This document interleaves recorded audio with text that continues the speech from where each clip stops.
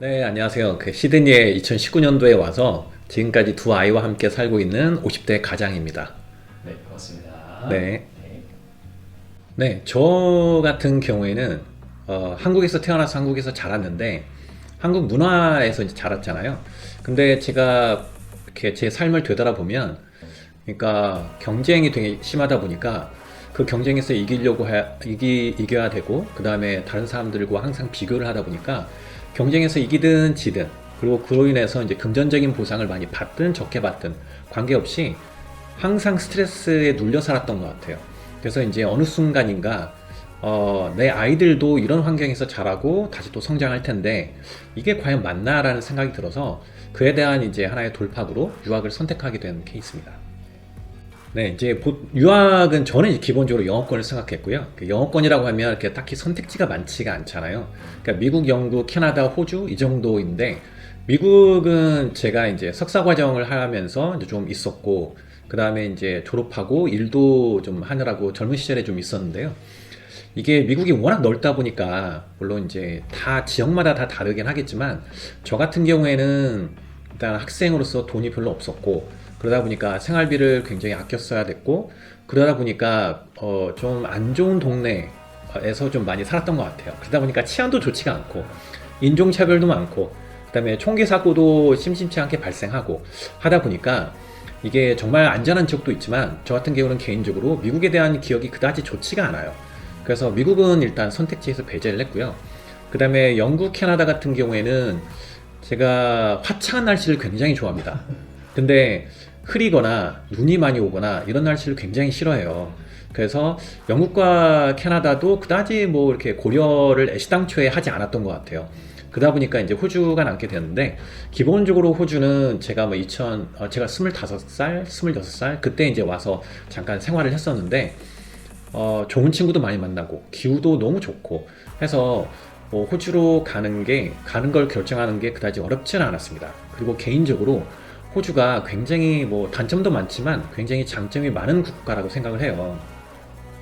뭐 여러 가지가 있겠지만 가장 큰 문제는 이제 저희가 유학을 결정하고 난 다음에 아이가 여기에서 이제 정착을 할 수 있는 가능성이 있냐 이것도 좀 고려를 했거든요. 저 같은 경우에는.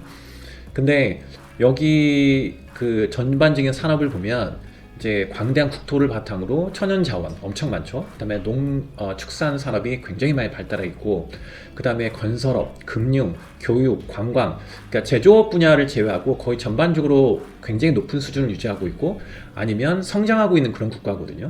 그러다 보니까 아이들이 대학교에서 교육을 받고, 그다음에 졸업을 해서 직장을 얻고, 그다음에 영주권까지 연결되는 게 다른 나라에 비해서 상대적으로 굉장히 수월하다고 생각했어요.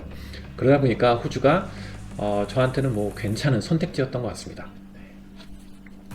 네, 뭐 호주에서 IT를 선택한 이유는 이제 가장 근본적인 이유는 이제 두 가지가 있는데요. 첫 번째는 제가 개인적으로 앞으로의 세상은 이제 IT를 하지 않으면 사실상 직업을 구하기 힘들다라는 생각을 많이 해요. 모든 게 다 IT로, 인터넷으로, 온라인으로 다 옮겨간다고 생각하기 때문에 그게 하나 있었고요. 두 번째는 아이들이 본인이 무엇을 좋아하는지, 그리고 앞으로 졸업을 해서 대학이나 뭐 고등학교를 졸업해서 자기가 어떤 커리어를 쌓아가야 되는지에 대한 고민이 거의 없어요. 그리고 그런 시간이 주어지지도 않고. 그래서 이제 제가 아이들한테 말한 게, 아빠도 이제 앞으로 IT가 굉장히 중요하다고 생각하고, 너희들도 딱히 할 게 없으면, 정말 자기가 하고 싶어 하는 게 없으면, 일단은 IT로 가라. 그리고 IT가 굉장히 광범위하잖아요. 그래서 거기에서 자기가 맞는 것을 찾는 게 훨씬 낫다라고 해서 IT로 보낸 케이스입니다. 미국에 비해서 뭐 여러 가지 그 기준에 따라 다를 텐데, 기본적으로 IT를 할 때 호주도 굉장히 좋은 학교들이 많거든요.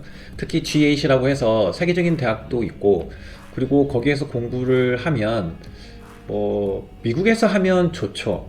근데 딱히 공부의 수준을 생각해 봤을 때 미국에서 하면 좋겠지만 그 외에 다른 것들, 안전이라든가 아이들이 자라나는 그 환경 이런 것들을 고려했을 때 저는 그냥 호주가 훨씬 낫다고 생각했어요. 그리고 무엇보다도 아까 말씀드렸지만 호주가 일자리가 굉장히 많거든요. 인력이 부족하기 때문에. 그래서 미국과는 좀 다르게 이게 호주에서 일자리를 얻고 자기 취업 경력을 쌓아가는 것도 굉장히 수월하다고 생각을 해요. 미국이나 다른 나라에 비해서. 그래서 이제 호주 IT를 선택하게 됐습니다. 네, 공립학교 같은 경우는 첫째 아이가 이제 고등학교를 졸업하고 왔었기 때문에 경험할 기회가 별로 없었고요. 둘째 아이는 이제 고등학교 1학년을 마치고 여기에 왔었기 때문에 고등학교 2학년부터 이제 들어가서 공부를 했는데 전체적으로 공립학교에 대한 제 인상은 어떠냐면 한국은 예를 들면 뭐 빠르면 중학교 저학년 때부터 이제 입시 경쟁이 시작되잖아요. 중학생 같은 경우는 보다 더 좋은 뭐 고등학교에 가기 위해서 뭐 과학고라든가 이런 데 가기 위해서 경쟁이 시작되고 그 다음에 뭐 고등학생 같은 경우에는 좋은 대학을 가기 위해서 경쟁을 시작을 하게 되고 하는데 그렇기 때문에 항상 그 대학교 레벨에 대해 집착을 많이 하는 것 같아요. 근데 호주 같은 경우에는 전체적으로 사회의 분위기가 어떤 대학을 졸업했느냐가 그다지 중요하지는 않은 것 같아요. 물론 이제 거기에는 한국과 호주의 전반적인 상황이 다르기 때문에 그런 것 같은데 호주라고 하는 나라는 여유가 굉장히 많은 나라예요. 인구가 적다 보니까 할 일은 많은데 사람은 없고 해서 자기가 뭘 하든지 간에 좋은 대학을 졸업하는 게 중요한 게 아니고 자기가 좋아하는 것을 찾는 것이 굉장히 중요하거든요. 뭐 시드니대를 나왔다고 해서 사람들이 뭐 정말 좋은 대학 나왔구나 이 정도에서 끝나는 거지 뭐 그 이상의 것이 없습니다. 그렇다고 뭐 레벨이 좀 떨어지는 대학교를 나왔다고 해서 저런 대학 나왔네 라고 하는 것 자체를 찾아볼 수가 없어요. 왜냐하면 그런 게 중요하지 않다라는 문화이기 때문에 그래서 전체적으로 아이들이 자기 개발을 할 수 있는 그리고 자기가 좋아하는 걸 찾아나갈 수 있는 그런 환경이 문화적으로 사회적으로 굉장히 잘 돼 있는 것 같아요. 그래서 그게 큰 차이점인 것 같습니다. 시드니 대학교 뭐 다른 대학도 마찬가지겠지만 시드니 대학교 같은 경우에는 아이들이 혼자 이렇게 자기 자체에 공부할 수 있는 역량을 키우는 데 초점이 맞춰져 있는 것 같아요.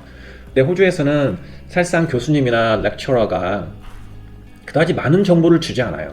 그냥 가는 방향, 이쪽으로 가면 된다, 이걸 다 해서 와, 이렇게 이 정도 선에서 그치고 미리미리 자기가 준비를 해야 되고 항상 공부에 집중하지 않으면 유학생은 되게 힘든 것 같아요.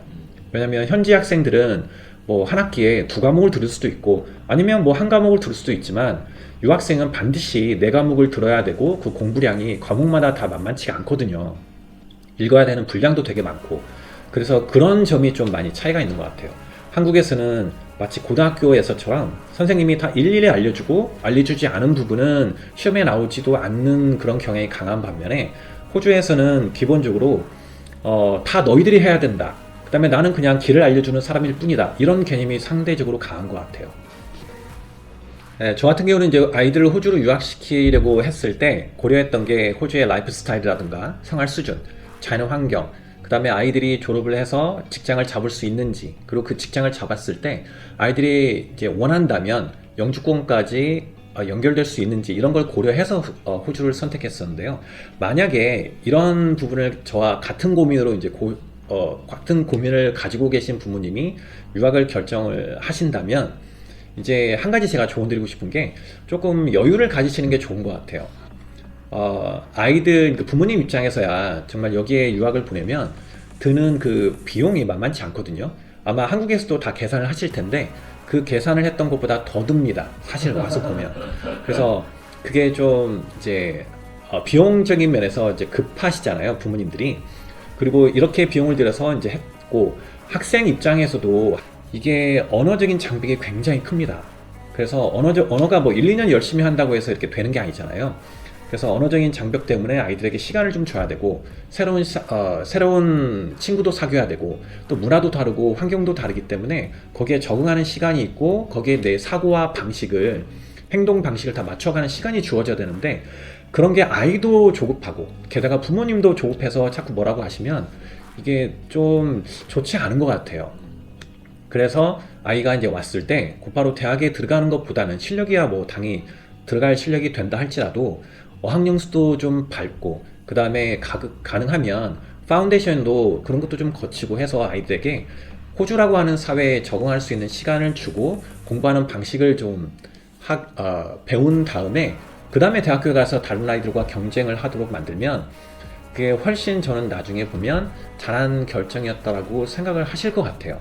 그러니까 결국은 아이들을 호주 유학을 시켜서 이민까지 연결을 할 거냐 이제 결국은 이 문제인데 나름 저는 만족한다고 생각합니다. 기본적으로 제가 영주권을 갖고 있지는 않지만 여기서 삶의 어떤 질을 따져보면 스트레스도 좀 많이 좀 적고 그 다음에 아이들도 굉장히 밝게 자라나는 것 같아요. 워낙 이 환경 자체가 너무 화창하고 너무 좋아서 그래서 뭐 추천드리고 싶습니다. 예. 네, 자, 오늘 말씀 감사합니다. 여러분 도움 많이 됐습니다. 네, 고맙습니다. 네, 고맙습니다. 네. 네.